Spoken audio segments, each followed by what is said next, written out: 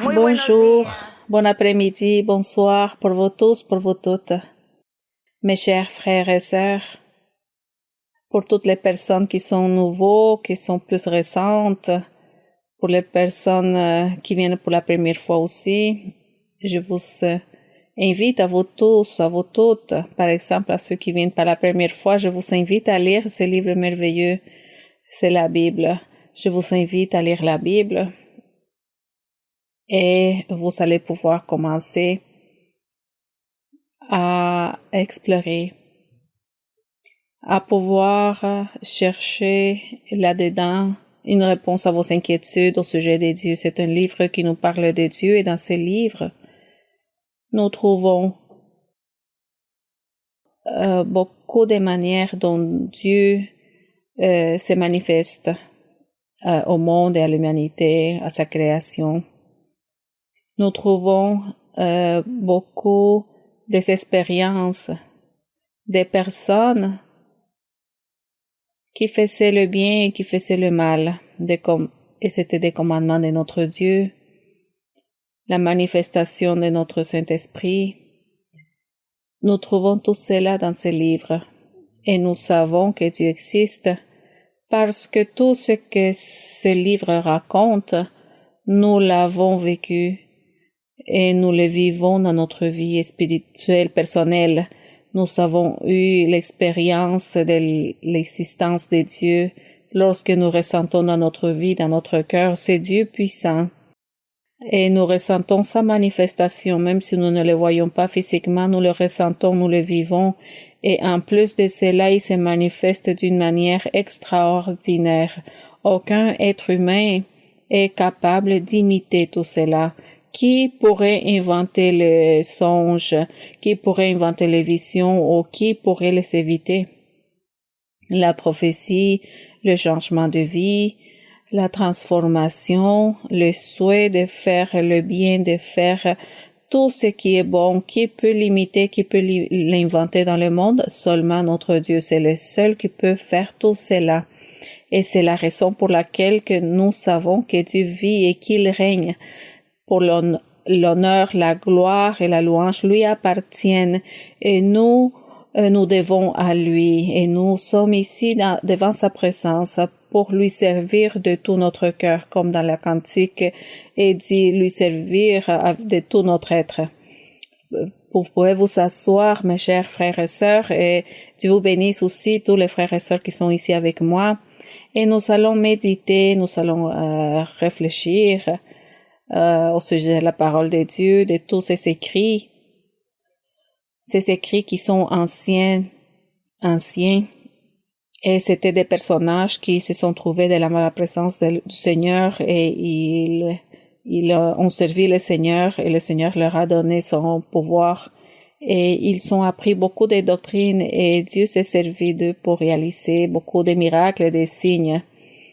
Nous nous trouvons ici et nous lisons présentement dans le livre de Saint Jacques et nous avons lu le chapitre au complet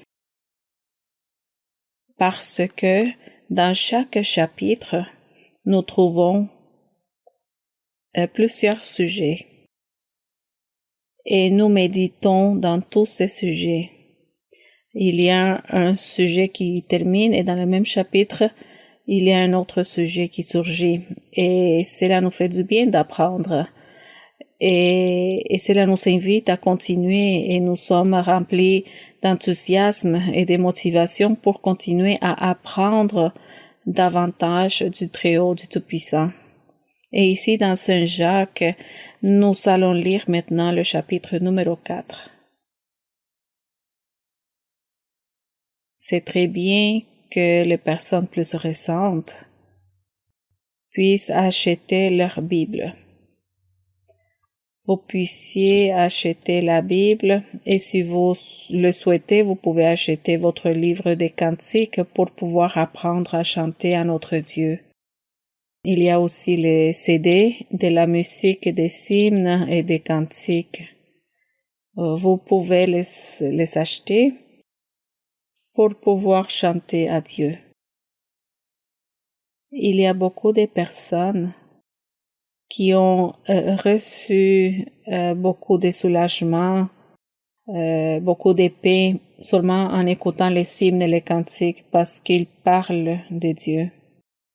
Beaucoup de personnes, même des enfants, qui ont été perturbés par des mauvais esprits, ils ne peuvent pas dormir pendant la nuit. On leur a fait écouter les hymnes et les cantiques et cela a beaucoup aidé. Parce que Dieu voit l'intention que nous avons d'utiliser les cantiques, les hymnes pour chercher de tranquillité. Donc le Seigneur, dans sa miséricorde, il permet que les personnes ou les enfants ou les jeunes peuvent mieux dormir, puissent trouver un soulagement lorsqu'ils écoutent les hymnes et les cantiques. Cela n'arrive pas avec tous, seulement à quelques-uns, mais on ne perd de rien à essayer et de pouvoir écouter les hymnes, les cantiques, les mémoriser, pouvoir chanter au Seigneur. Donc ici dans Saint Jacques, chapitre numéro 4, dans la Bible en espagnol, il y a un semi-titre qui est traduite l'amitié avec le monde. En français, c'est résister à l'entraînement des passions. Beaucoup de personnes m'ont posé la question, que veut dire l'amitié avec le monde? Quelques-uns ont interprété cette phrase d'une mauvaise manière. Quelques-uns ont mal interprété tout cela et ils se sont dit, il faut pas saluer les voisins, il ne faut parler à aucune personne qui ne va pas à l'église. Alors, mes frères et sœurs et toutes les personnes qui me voient et qui m'écoutent aujourd'hui, nous allons analyser au sujet de l'amitié avec le monde et on va répondre ainsi aux frères et sœurs qui m'ont posé la question. Et dans le verset numéro 1, d'où viennent les luttes et d'où viennent les querelles parmi vous? Prenons en considération, mes frères et sœurs, que l'apôtre Saint Jacques, il a été très strict au sujet du Seigneur. Il prêchait aux Juifs qui s'étaient convertis au christianisme. Il prêchait à eux. Pourtant, il était très strict avec ses croyants. Mais comme nous, aujourd'hui, nous allons reprendre cet enseignement pour notre vie, pour ce moment, nous allons la reprendre pour nous et comme ça nous apprenons. Alors l'apôtre dit, d'où viennent les luttes et d'où viennent les querelles parmi vous? N'est-ce pas de vos passions qui combattent dans vos membres? Les passions, ce sont les passions qui tendent au péché dans la chair, les faiblesses de la chair, les faiblesses de la personne, la jalousie, la fornication, l'adultère, la haine, la vengeance. Tout cela, on les appelle les passions de la chair. Et ici, on dit qu'à cause de ces passions, à cause que les gens s'adonnaient à vivre dans ces passions sans contrôle, à cause de cela, il y avait des querelles, des conflits. Et pas seulement parmi un groupe de personnes, mais nous allons voir dans beaucoup de gens aussi. Tout cela généralement dans les gens du monde. À cause de ces passions, arrivent tellement de tragédies, tellement de choses qui sont lamentables et qui nous font souffrir. Nous écoutons tellement de mauvaises nouvelles et tout cela, c'est parce que les gens laissent aller leurs passions charnelles, leurs passions qui sont des péchés. Ici, nous sommes ici pour apprendre de Dieu et pour enseigner les gens les bons chemins, pour qu'ils puissent croire et avoir confiance en Dieu, pour que Dieu les transforme et les change comme il l'a fait avec nous. Nous remercions notre Dieu. Alors ici, ils disent que vous convoitez et vous ne possédez pas. Et ici, on voit des exemples. On voit ici que c'est la convoitise, par exemple, c'est une de ces passions. Qu'une personne y a la convoitise, mais qui ne possède rien. Vous êtes meurtrier et envieux et vous ne pouvez pas obtenir. Vous savez des querelles et des luttes. Donc, lorsqu'on est envieux, nous ne pouvons pas avoir ce que nous voulons avoir.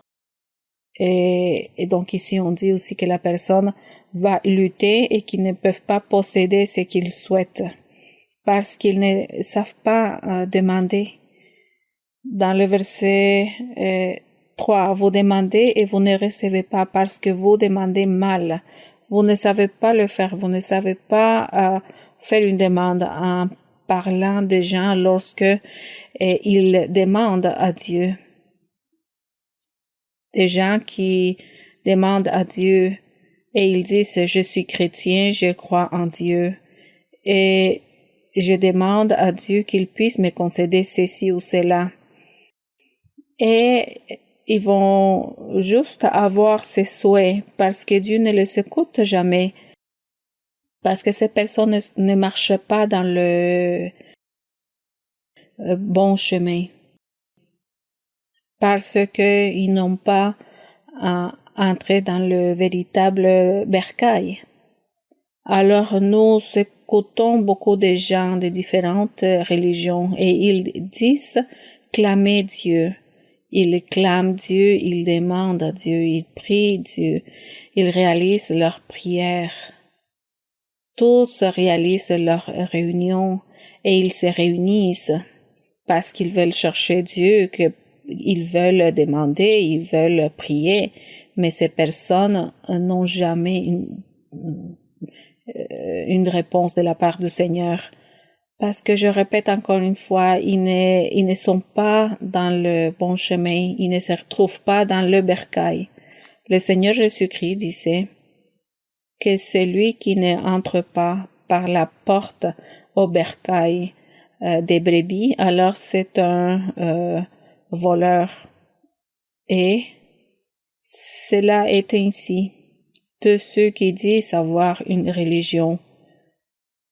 Et ils disent, je suis chrétien, je crois en Dieu, mais leurs pétitions, leurs prières, leurs souhaits ne sont jamais entendus. Alors ils ne vivent pas bien parce que pour pouvoir demander à Dieu, il faut être dans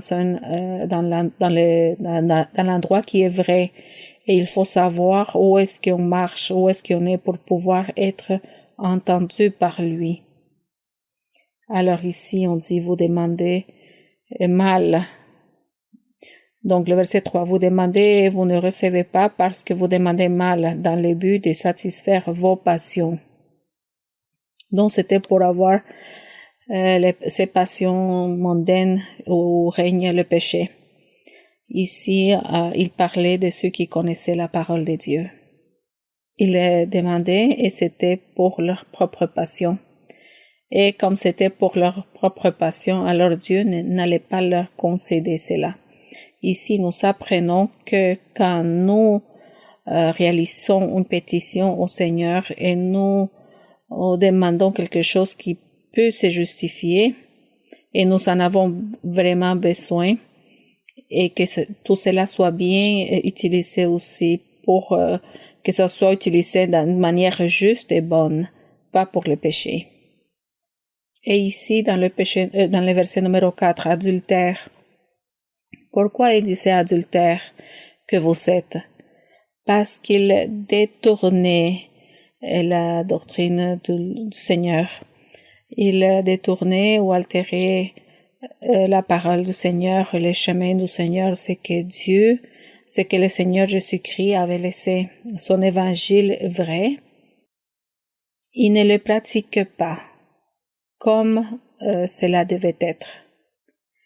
Et c'est pourquoi il dit adultère que vous êtes. Ne savez-vous pas que l'amour du monde est inimitié contre Dieu. Donc tu te dis lire les Écritures, connaître les Écritures, mais en même temps tu vis dans le péché. Et c'est pour cela que ici, quand il leur dit adultère que vous êtes, ne savez-vous pas que l'amour du monde est l'inimitié contre Dieu? C'est lui donc qui veut être ami du monde, se rend ennemi de Dieu. Et avant de expliquer le verset, comme je vous disais au début, que plusieurs l'ont détourné de ne pas dire bonjour aux gens, et c'est la manière de ne pas avoir amitié avec le monde. C'était une malinterprétation, mais ce n'est pas comme ça. Nous allons lire quelques versets de la Bible. Ce que peut arriver avec l'amitié avec le monde. Et qu'est-ce que tout cela signifie, l'amitié avec le monde? Nous allons aller chercher Lamentation. C'est après Psaume, Ésaïe, Jérémie, Ézéchiel. Après Jérémie, nous trouvons Lamentation. Vers la moitié de la Bible. Dans Lamentation, chapitre numéro 1. Ces lamentations étaient les poèmes qui a prophétisé Jérémie. Quand la ville de Jérusalem et le peuple d'Israël a été dispersé et Jérusalem a été détruite, le temple que Salomon avait construit pour Dieu avait été détruit, brûlé, et il y a eu beaucoup de morts. Après tout cela, Jérémie pleure amèrement et il commence à prophétiser. Mais il était pris par l'Esprit de Dieu. Il prophétisait sur la ville, sur l'état dont cette ville était restée à cause du péché, à cause qu'il s'était converti en ami du monde. Il s'était devenu ami du monde. Nous lisons dans l'Ancien Testament, nous lisons les histoires, nous lisons les rois.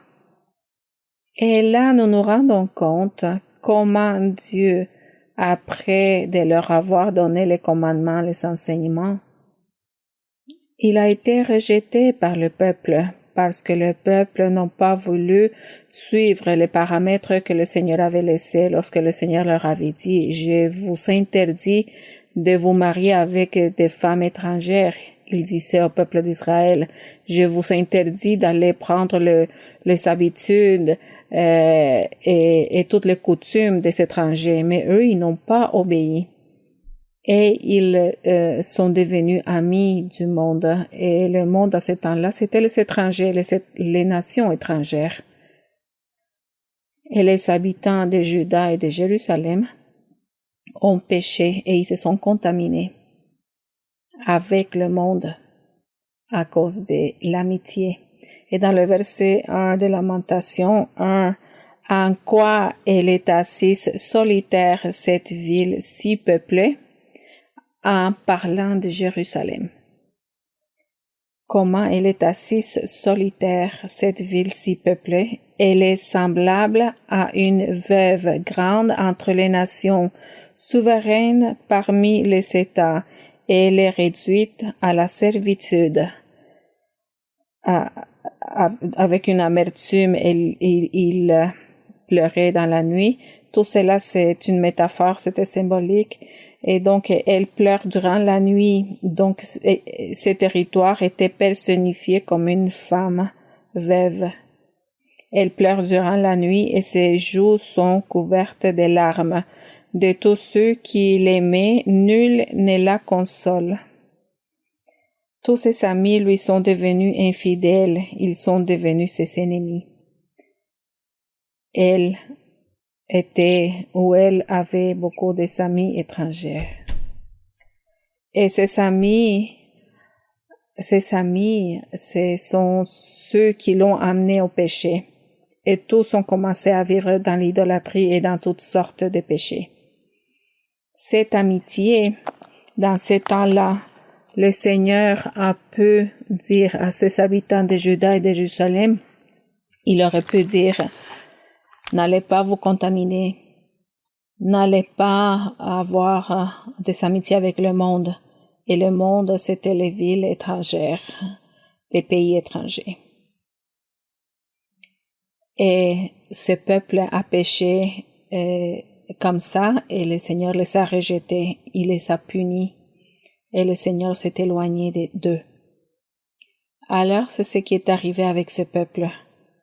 Ils ont cherché leurs amis, et ils sont devenus tellement amis qu'ils ont commencé à faire ce que les amis faisaient. Celui qui a un ami pense comme un ami, fait ce que l'ami fait ou dit, il agit comme l'ami, ils se mettent d'accord. C'est ça un ami. Et ici, Jacques dit, celui qui voudra être ami du monde, il devient ennemi de Dieu. Et c'est ce qui est arrivé à Jérusalem, à Juda. Parce qu'ils étaient amis du monde et ils faisaient du péché. Et donc, pour cela, ils sont devenus ennemis de Dieu. Nous continuons ici avec Jean, dans l'évangile de Jean. Évangile de Jean 15, chapitre 15. Dans le verset numéro 19. Le Seigneur Jésus-Christ, il était en train d'évangéliser à tout le peuple. Ses disciples étaient ceux qui écoutaient en premier. Et il disait à ses disciples, si vous étiez du monde, le monde aimerait ce qui est à lui. Mais quand le Seigneur parlait du monde, il ne parlait pas de tous les gens, mais il parlait de ceux qui rejetaient la parole de Dieu. Ceux qui ne voulaient pas accepter le chemin du Seigneur, la vérité de Dieu. Et il leur dit dans le verset numéro 19, si vous étiez du monde, il leur disait de ne pas s'inquiéter que le monde allait les rejeter, c'est-à-dire les pécheurs, les gens qui aimaient pécher, qui ne voulaient pas croire en Dieu ni accepter en Dieu, et encore moins se repentir, alors ils allaient devenir des ennemis des disciples. Et le Seigneur leur dit, ne vous inquiétez pas. Moi, on m'a rejeté premièrement, mais si vous étiez du monde, le monde aimerait ce qui est à lui. Mais parce que vous n'êtes pas du monde et que je vous ai choisi du milieu du monde, à cause de cela, le monde vous haït. Il vous rejette. Mais ne vous inquiétez pas. Il ne faut pas s'en soucier. Parce que vous étiez dans le monde et c'est moi qui vous ai réchappé. Je vous ai fait sortir de ce monde du péché, de méchanceté. Et maintenant, vous allez profiter et vous allez vous réjouir dans le chemin du salut, dans le chemin de la vie éternelle. Vous allez vous réjouir et avoir la joie et la tranquillité que Dieu vous donne. Parce que le Seigneur leur disait, ma paix, je vous la donne. Et alors il dit, je vous ai choisi du monde, je vous ai fait sortir de là où est-ce qu'il y a toutes sortes de péchés et de méchanceté. Ça, c'est le monde où se trouvent le péché et la méchanceté. Et les humains sont là. Et ils font toutes ces sortes de choses. Mais le Seigneur, dans sa miséricorde, va chercher certains, il va les sortir de là du monde et il va les amener dans son chemin, dans son bercail. Il nous a sortis de ce monde. Et nous sommes ici aussi, nous vivons dans le monde, mais nous ne nous mélangeons pas avec eux. Nous ne faisons pas ce que eux ils font. Donc, pour que ça soit clair, qu'est-ce que cela veut dire être ami du monde? Et dans Jean 17, dans le verset numéro 14, le Seigneur, dans sa prière, il priait au Père pour ses disciples, parce que le Seigneur savait qu'il allait partir Et c'est pour cela qu'il prie à Dieu. Et dans sa prière, dans le verset 14, il dit à Dieu. Dans le verset 13, il dit, « Et maintenant je vais à toi, et je dis ces choses dans le monde afin qu'ils sait en eux ma joie parfaite. Je leur ai donné ta parole, et le monde les a haïs. Mais oui, il les a haïs, parce que le monde est habitué à pécher et à faire le mal. Et eux, parce qu'ils ne sont pas du monde, ils ont été haïs parce qu'ils n'allaient plus être avec eux en faisant la même chose. Et donc, le monde les a haïs parce qu'ils ne sont pas du monde, comme moi, je ne suis pas du monde. Je ne t'ai pris pas de les ôter du monde, il dit, mais de les préserver du mal, de la méchanceté. Parce que les gens disent aussi que le monde, c'est la terre, le côté physique, mais le monde, c'est les gens, c'est le péché, c'est que les gens font. C'est tout cela, le monde. Et le Seigneur disait, mais je te prie de ne pas les ôter du monde, mais garde-les du mal, du péché que les gens font, les gens qui sont dans le monde font, garde-les. Et de la même manière, le Seigneur le fait avec nous, il nous garde. Depuis le jour où il nous a fait sortir du monde, il nous garde parce que nous voulons suivre, nous souhaitons, dans notre cœur, nous souhaitons suivre le chemin du Seigneur, nous voulons l'imiter. Et alors, lui, il fera attention de nous et il sera attentif pour que nous ne soyons pas amis du monde, c'est-à-dire nous n'allons pas faire du péché, nous n'allons pas pratiquer la méchanceté. Par la suite, nous passons à Première de Jean, et c'est plus loin que Jacques, le livre que nous sommes en train de lire. Nous trouvons en Première de Jean, du chapitre numéro 2, verset numéro 15. Et Jean dit, il dit aux croyants, n'aimez point le monde, ni les choses qui sont dans le monde. Si quelqu'un aime le monde, l'amour du Père n'est point en lui. Mais qu'est-ce que le monde? C'est un endroit où on commet toutes sortes de péchés. Comme on peut dire, c'est un monde de méchanceté. C'est ça le monde. Et plein de méchanceté. Et quand il dit n'aimez point le monde, cela veut dire vous vivez une vie droite, juste et ne pratiquez pas le péché. Ne le pratiquez pas. Si une fois vous l'avez pratiqué, c'est le moment que vous vous éloignez, que vous écartiez de tout cela et que vous commencez à mener une vie droite, une vie que Dieu veut que vous ayez, une vie pour faire le bien. C'est cela que veut dire n'aimez point le monde. Parce que si on aime le monde, on dit que Dieu ne sera pas avec nous. Et ici, nous allons lire en Galates 5, 16. Après Corinthiens, Romains, on va passer à Galates. C'est après Corinthiens. Après Corinthiens. Galates, le chapitre numéro 5. Galates 5. Nous allons énumérer ce qui est le monde.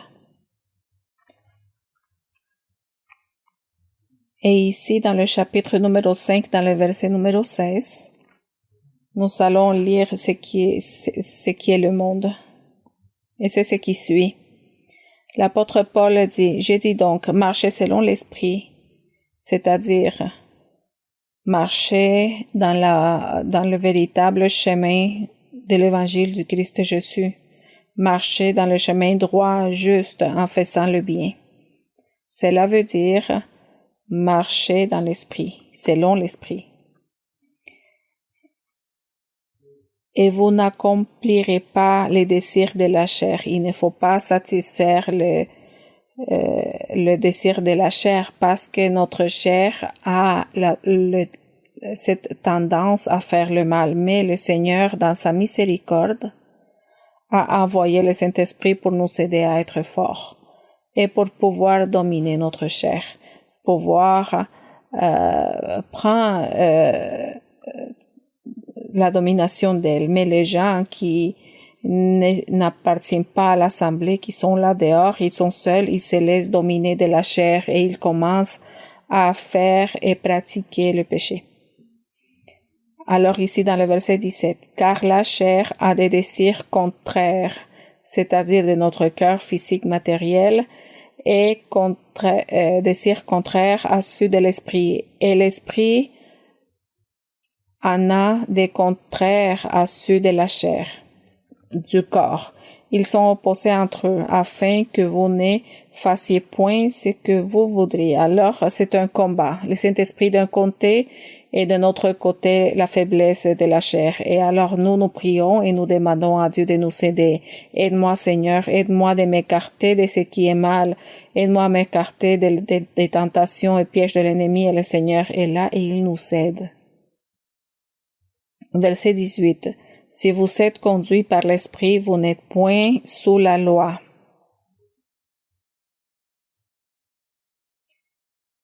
La loi qui était celle qui interdisait, il y avait une liste. Ne pas tuer, ne pas voler, ne pas faire du mal au prochain, il ne faut pas dépasser les limites des propriétés, il ne faut pas voler les fruits de ton voisin, tous les commandements écrits dans la loi de Moïse. Les gens lisaient et ils oubliaient les commandements et ils commettaient le péché.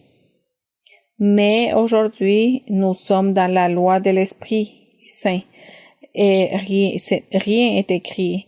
Le Seigneur vient placer tout dans nos cœurs. Dans notre cœur est là où est-ce qu'il a écrit ses lois, ses commandements. Et le Saint-Esprit est attentif à nous aider, à nous enseigner et à nous rappeler de tout. Et c'est pour cela qu'ici on dit, si vous êtes conduits par l'Esprit, vous n'êtes point sous la loi. Donc, vous ne pouvez pas penser que vous pouvez accomplir la loi de Moïse parce que le Saint-Esprit est là pour vous aider. Dans le verset 19, on dit, « Or, les œuvres de la chair sont manifestes, dont les œuvres de la chair de le monde. » Nous allons énumérer c'est quoi le monde ici pour pouvoir comprendre quand Saint Jacques dit, « Ne soyez amis du monde. » Ici, on dit que l'amitié du monde, c'est une amitié de Dieu. Donc, le monde, c'est ici dans le verset 19 et dans plusieurs versets des différents livres de la Bible, mais nous allons lire seulement dans ce livre des Galates. Or, les œuvres de la chair sont manifestes. Ce sont l'impudicité, l'impureté, la dissolution, l'idolâtrie, la magie, les inimitiés, les querelles, les jalousies, les animosités, les disputes, les divisions, les secrets. Lisons ensemble. L'envie, l'ivrognerie, les excès de table, les choses semblables, je vous dis d'avance, comme je l'ai déjà dit, que ceux qui commettent de telles choses n'hériteront point le royaume de Dieu.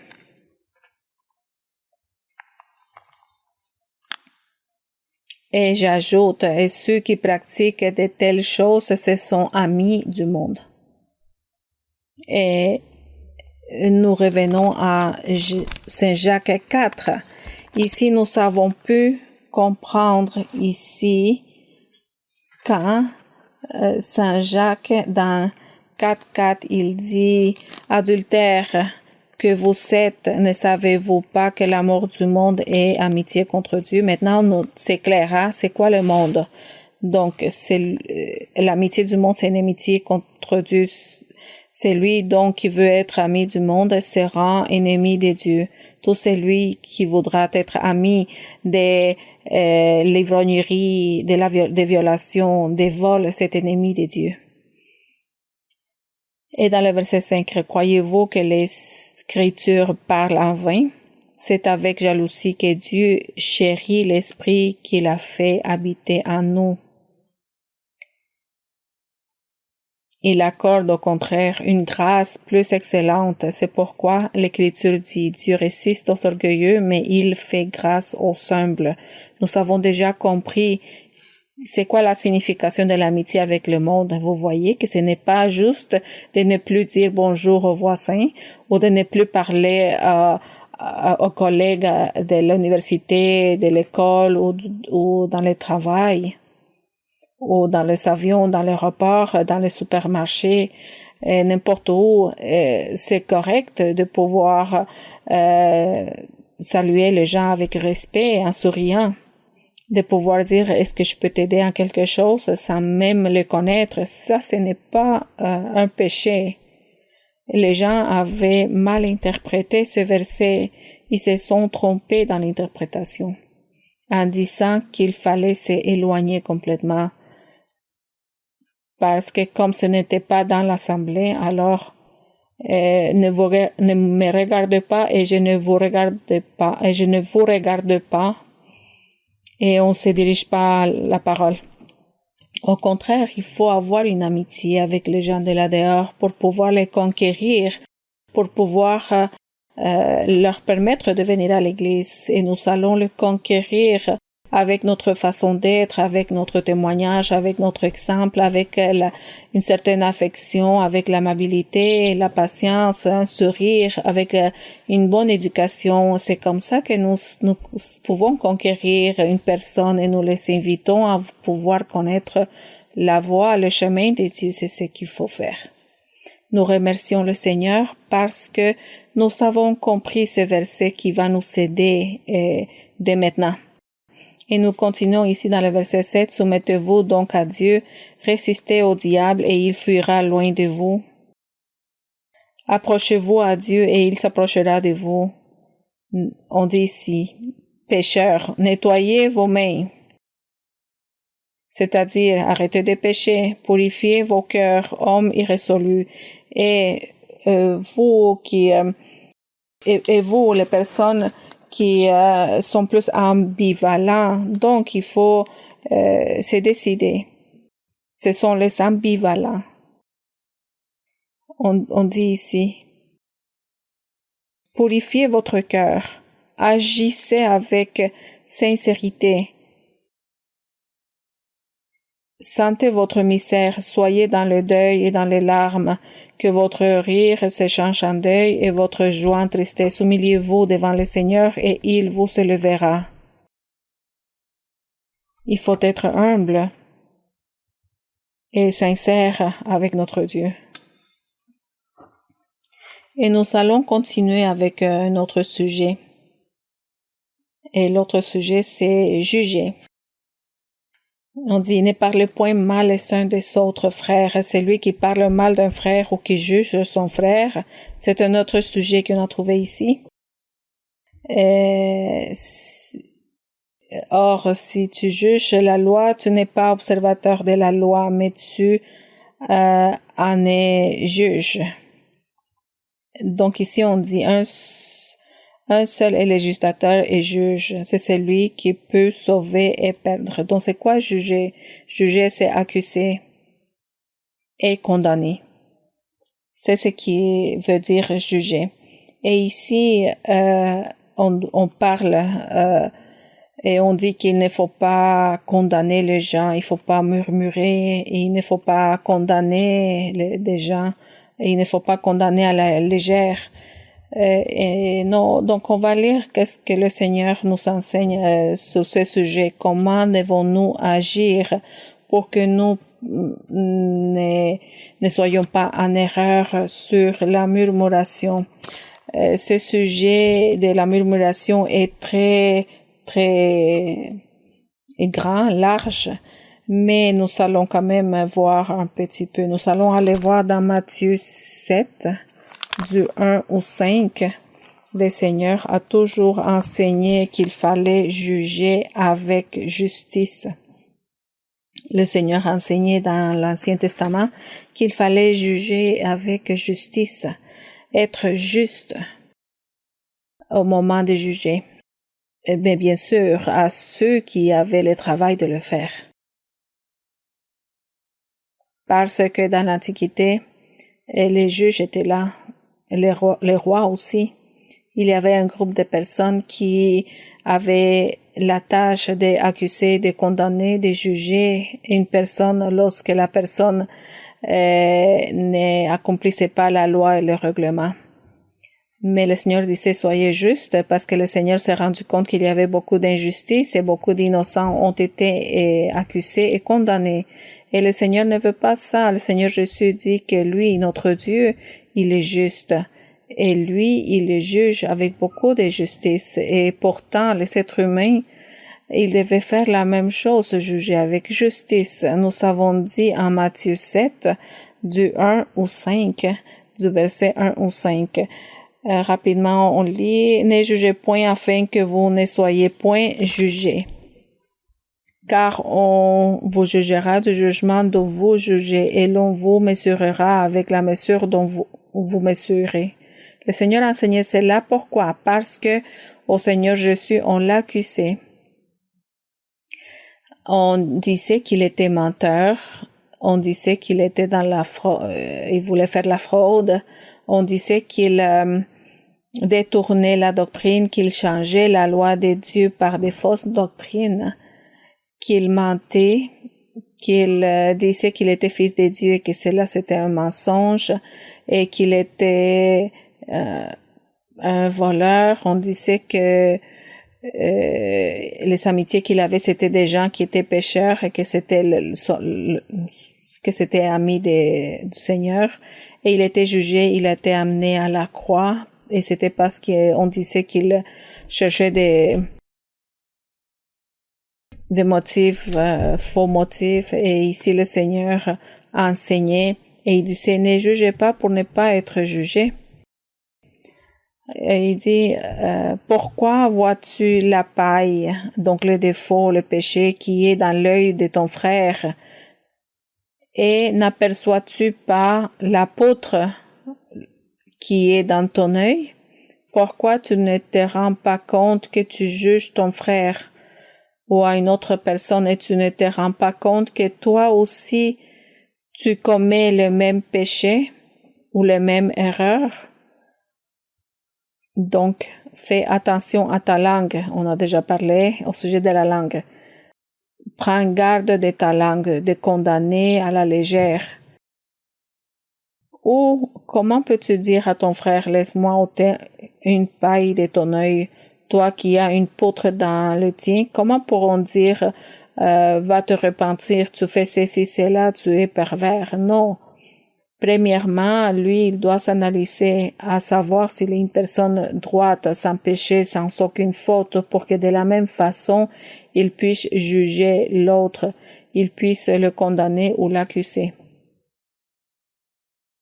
Et le Seigneur, dans le verset 5, hypocrite, ôtez premièrement la poutre de ton œil, ton péché, ton défaut, enlève-les, et alors tu verras comment ôter la paille de l'œil de ton frère. Donc pour condamner ou accuser l'autre personne si l'autre personne commet des erreurs ou des péchés. Alors il ne faut pas agir de manière hypocrite en apparence, démontrant que tu as beaucoup de Dieu ou que tu fais beaucoup de bonnes choses et que les autres sont méchants. Principalement dans le peuple, dans l'assemblée de Dieu. C'est là qu'il faut faire attention de ces phénomènes de murmurer, de juger, d'accuser et de condamner à la légère. Et ici aussi dans Matthieu 11, dans les versets numéro 18 et 19, c'est à peu près la même chose qu'il dit. Le Seigneur Jésus-Christ dit aux gens, il leur dit, car Jean est venu, Jean le Baptiste est venu, dans le verset 18, Jean est venu, ne mangeant ni ne buvant, et il disait qu'il a un démon. On l'a accusé à la légère, qu'il avait des démons, parce qu'il ne mangeait pas et il ne buvait pas. Et le Seigneur dit, le Fils de l'homme est venu, parlant de lui-même, mangeant et buvant, et ils disent, c'est un mangeur et un buveur, un ami des publicains et des gens de mauvaise vie, parce qu'il buvait et il mangeait. Qui allait comprendre ces gens-là? S'ils mangeaient, ils étaient méchants, et s'ils ne mangeaient pas, c'était pas bon non plus. Le Seigneur disait, soyez attentifs, prenez garde de votre langue et n'accusez pas à la légère, ne condamnez pas à la légère, soyez sages et prudents. Vous aussi, vous savez des faiblesses, vous aussi, vous savez des péchés, vous aussi, vous pouvez faire quelque chose de mauvais. Comment pouvez-vous aller contre l'autre pour juger, pour parler, pour murmurer et par la suite à former des scandales, à détruire des vies spirituelles? Parce que ce sont les conséquences de détruire des vies spirituelles. Alors c'est mieux d'être prudent.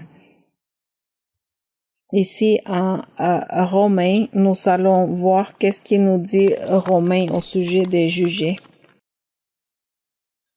En Romains 2. En Romains, chapitre numéro 2,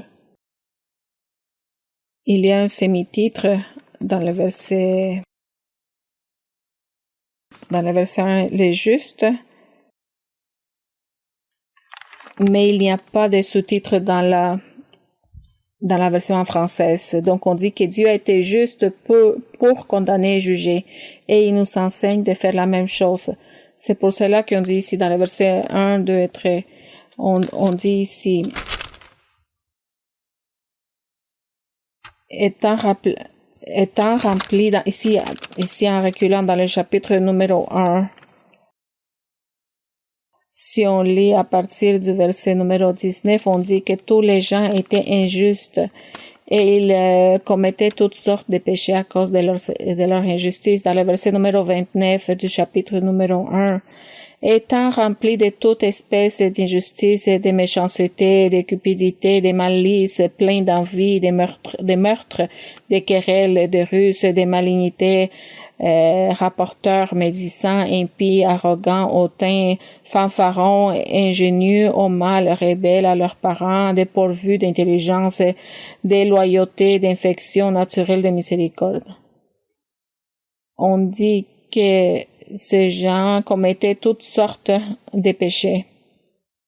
Et dans le 32, et bien qu'ils connaissent le jugement de Dieu, déclare dignes de mort ceux qui commettent de telles choses. Non seulement ils les font, mais ils approuvent ceux qui le font. Et je dirais qu'ils deviennent des amis du monde parce qu'ils pratiquaient toutes ces sortes de choses. Et dans le 2:1, on dit, en parlant de la justice, pour bien juger, ô homme, qui que tu sois, toi qui juges, tu es donc inexcusable, car en jugeant les autres, tu te condamnes toi-même, puisque toi qui juges, tu fais les mêmes choses. Alors ici, nous revenons à Saint Jacques, quand Jacques dit, ne parlez point mal les uns des autres, on parle de juger. Celui qui parle mal d'un frère ou qui juge son frère parle mal de la loi et juge la loi. Dans le verset 12, un seul est législateur et juge. C'est celui qui peut sauver et perdre. Mais toi, qui es-tu qui juge les prochains si toi aussi tu fais la même chose? Et alors, il faut enlever tout cela. Nous, il faut essayer de marcher dans le bon chemin et il faut arrêter la langue, la bouche, et il faut enseigner le chemin de Dieu avant de murmurer, critiquer, juger à la légère. Il faut enseigner les gens de pouvoir être dans les bons chemins, de bien faire les choses. C'est ce que nous devons faire. Et maintenant, dans ces derniers versets qui restent, ils disent, vous devriez dire au contraire, si Dieu le veut,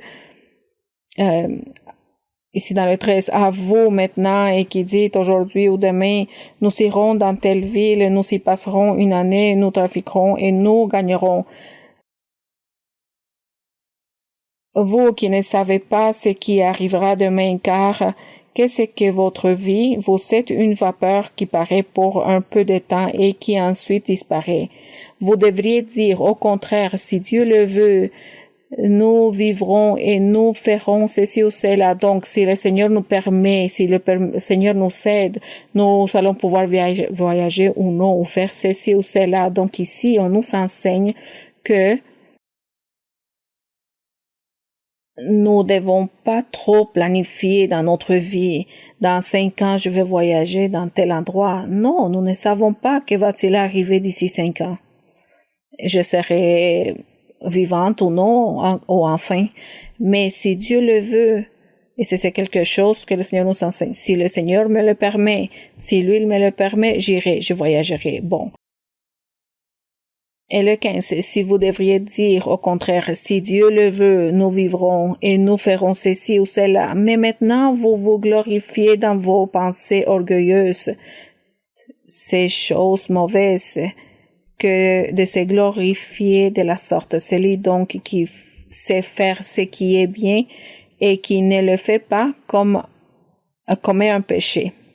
Donc celui qui sait c'est quoi qui est bon, il faut faire le bien. Il faut continuer à leur donner un bon témoignage. Cherchez Dieu. Je répète encore une fois, lisez la Bible. Aimez Dieu. Les personnes qui sont ici par la première fois, les personnes qui sont plus nouvelles, je vous invite à lire la Bible. Apprenez à prier. Apprenez à demander à Dieu. Apprenez cette doctrine merveilleuse. C'est précieux lorsque nous commençons que nous sommes dans le chemin du Seigneur, le chemin que Dieu nous trace. C'est lui que nous ne devons jamais rejeter. Que mon Dieu vous bénisse, que mon Dieu vous aide, que mon Dieu soit avec vous et Dieu puisse écouter vos prières. Et maintenant, nous allons prier au Seigneur et nous allons demander au Seigneur pour la santé et aussi pour les mauvais esprits qui possèdent certaines personnes, pour les personnes qui sont incapacitées, pour les personnes qui sont handicapées, qui ne peuvent pas se mobiliser, entendre ou parler. Vous allez pouvoir lever vos mains ou vous allez pouvoir mettre vos mains dans votre poitrine et vous allez pouvoir demander au Seigneur qu'il vous écoute, qu'il vous bénisse, qu'il vous enlève les douleurs, les maladies, toutes vos douleurs, que le Seigneur soit avec vous et qu'il vous enseigne le chemin qu'il faut parcourir, le chemin merveilleux du Seigneur. Maintenant, nous allons prier. Père Saint, Père bon et céleste, Dieu Tout-Puissant, Seigneur Créateur des cieux et de la terre, notre Créateur, notre Maître, notre médecin divin, éternel Dieu puissant. Merci Seigneur, merci pour nous enseigner ce chemin est merveilleux, tes sentiers sont merveilleux, tes chemins sont merveilleux. Bienheureux ceux qui sont dans ce merveilleux chemin de sainteté, de perfection, de paix, de joie, de grande joie. Merci Seigneur, merci parce que nous avons le privilège et que tu nous observes, que tu nous entends, que tu sois attentif à nous. Merci Seigneur parce que tu es en train d'observer nos sorties, nos entrées, tu connais tout de nous Seigneur. Et au moment que nous te clamons, tu es là et tu nous entends. Merci parce que tu nous entends, parce que tu nous écoutes, parce que tu nous réponds et tu nous enseignes. Tu es puissant. Tu es puissant, tu es digne de louange, tu es digne d'honneur et gloire, tu es digne, Seigneur, que tous te louent, que tous s'humilient devant ta présence, que tous t'invoquent, que tous connaissent que tu existes.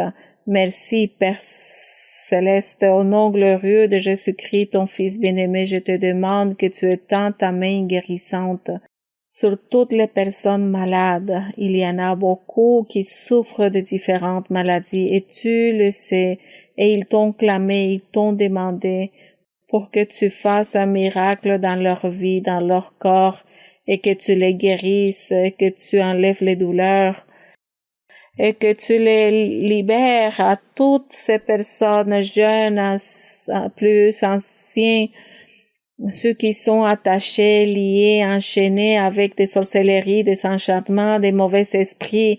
Seigneur, libère-les, ne permets pas que l'ennemi vienne et nous détruire, vienne voler notre paix, nos âmes, aide-nous et libère-nous. Libère-nous et purifie les êtres qui souffrent.